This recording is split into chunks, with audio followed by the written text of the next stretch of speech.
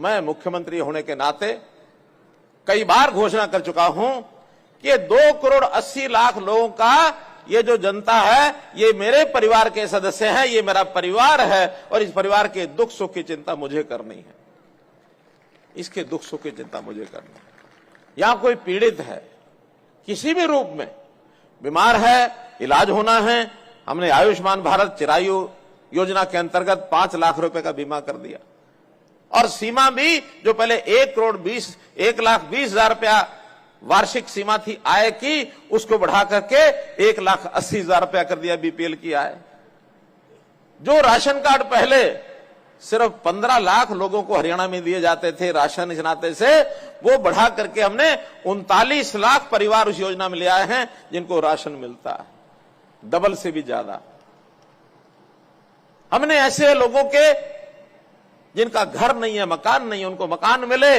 पहले तो प्रधानमंत्री आवास योजना चल रही थी, अब नए सिरे से मुख्यमंत्री आवास योजना ये हमने बनाई है। उसके अंतर्गत है सब परिवारों को, जो गरीब परिवार हैं, संपन्न परिवार हैं, वो अपना काम कर सकते हैं, आगे बढ़ सकते हैं। गरीब परिवार को बढ़ना मुश्किल है, इनके लिए हमने योजनाएं बनाई हैं। हमने कई तरह की बीमारियां समाज में से खत्म कर दी हैं। 3C को खत्म करना, ये हमने घोषणा की है, करप्शन, क्राइम और कास्ट बेस्ड पॉलिटिक्स।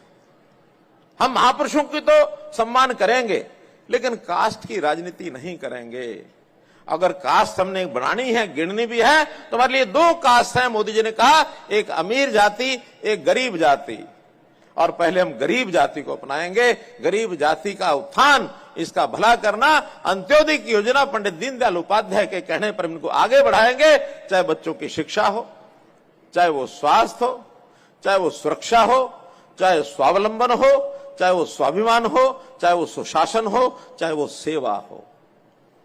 3C को खत्म करेंगे, 7 स्टार स्टेट हम बनाएंगे। शिक्षा, स्वास्थ्य, सुरक्षा, स्वाभिमान, स्वावलंबन, समर्पण और सेवा। ये 7 हमारे ऐसे रहेंगे जिसके आधार पर हम चलाएंगे सरकार प्रदेश को। हम तो माताओं बहनों की, महिलाओं की कोई सेवा करनी है, कहीं भी कोई कठिनाई आती है, उसको दूर करने के लिए हम तैयार हैं।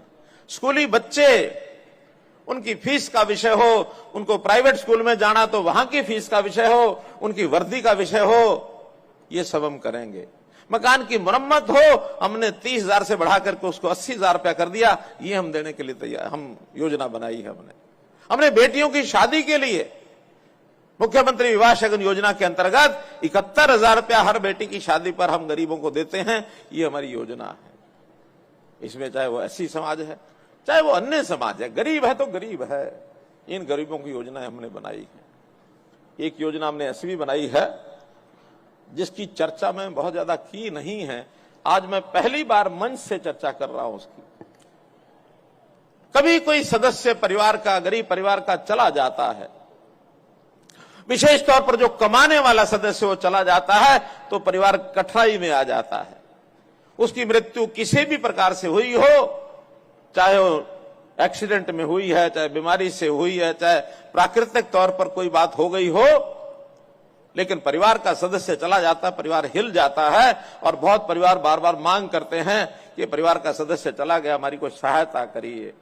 हर बार हर व्यक्ति को और डिमांड रखनी पड़ती है।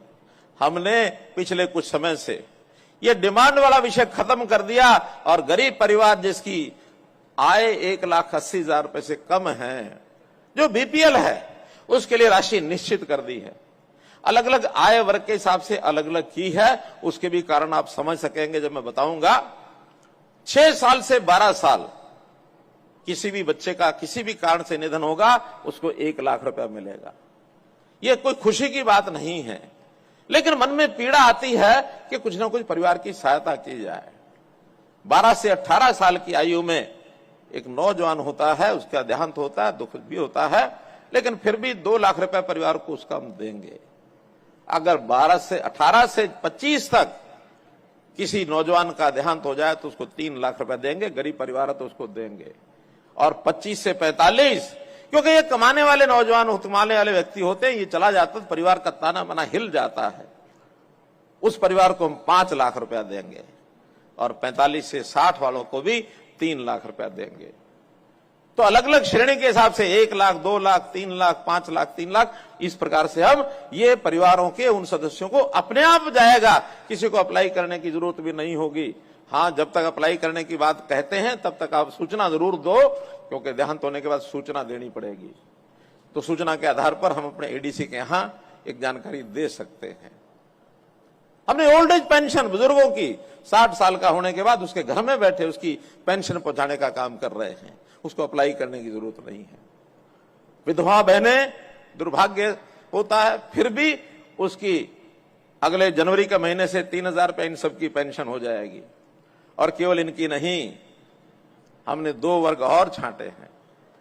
बहनें विधवा हो गई, दुख होता है, लेकिन अगर कोई भाई जिसकी पत्नी का देहांत हो जाए, दुख तो उसका भी होता है नहीं?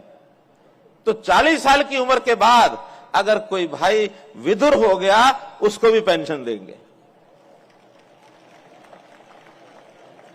और एक कदम आगे, मान लो किसी कारण से गरीब है, 1,80,000 से नीचे आए हैं, 1,80,000 से नीचे आए हैं और किसी कारण से उसकी शादी नहीं हुई, बहुत कारण होते हैं, तो 45 साल की आयु पार करने के बाद महिला हो या पुरुष हो, उसको भी पेंशन दे देंगे।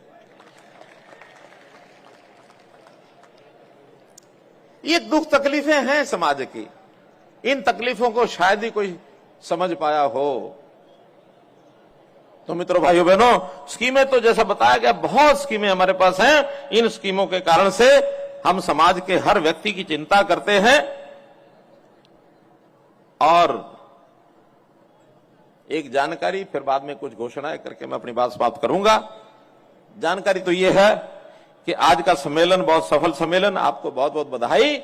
और अब यहां से जब आप निकलेंगे, जाएंगे अपने अपने घरों को, तो जिन बसों में आप आए हैं, उन बसों में चढ़ते समय आपको, क्योंकि दोपहर का समय हो गया, भोजन मिला नहीं है, तो एक भोजन का पैकेट तो मिलेगा ही जब बस में जाएंगे। साथ में एक कैलेंडर मिलेगा, झलकारी बाई जी का वो कैलेंडर होगा, ताकि हम घर में झलकारी बाई जी के चित्र को घर में लगा सके। वो कैलेंडर जिसमें अगले साल की सब छुट्टियां उसमें लिखी होंगी। 1 जनवरी से अगले साल से लागू होगा, अगले साल भर की छुट्टियां सब उसमें रंग के साथ अलग अलग रंग से दिखाई गई होंगी। लेकिन 1-2 छुट्टियां उसके अंदर अंकित नहीं है। वो 2 छुट्टियां हमें भी पता नहीं है कब आएंगी, वो भारत सरकार उन 2 छुट्टियों के बारे में बताएंगे। वो 2 छुट्टियों का उल्लेख मैं जानबूझ के कर रहा हूं। उसमें एक छुट्टी उस दिन आएगी जिस दिन विधानसभा का चुनाव है, और एक छुट्टी उस दिन आएगी जिस दिन लोकसभा की पोलिंग, पहले लोकसभा फिर विधानसभा। तो ये जो पोलिंग वाले दिन है उसको गोल कर लेना, उस दिन को याद रखना, और उस दिन क्या करना है ये मैं नहीं बताऊंगा, ये आप समझदार हैं। जो मेरी बात को समझ गए हैं वो जरा हाथ खड़े करो। बहुत बहुत धन्यवाद, बहुत बहुत धन्यवाद, बहुत बहुत धन्यवाद। तो इसलिए मैं आज कुछ और 1-2 घोषणाएं मैं करना चाहता हूं। एक तो जैसे मुझे मांग रखी गई यहां कि हमारा कोली समाज का कोई भवन नहीं है, तो यहां पलवल में वार्ड नंबर 4 में हमारे साथियों ने एक जगह देखी है, तो वो मोहन नगर वार्ड नंबर 4 के अंदर एक बहुत भव्य सुंदर कोली समाज के नाम से बनाया जाएगा।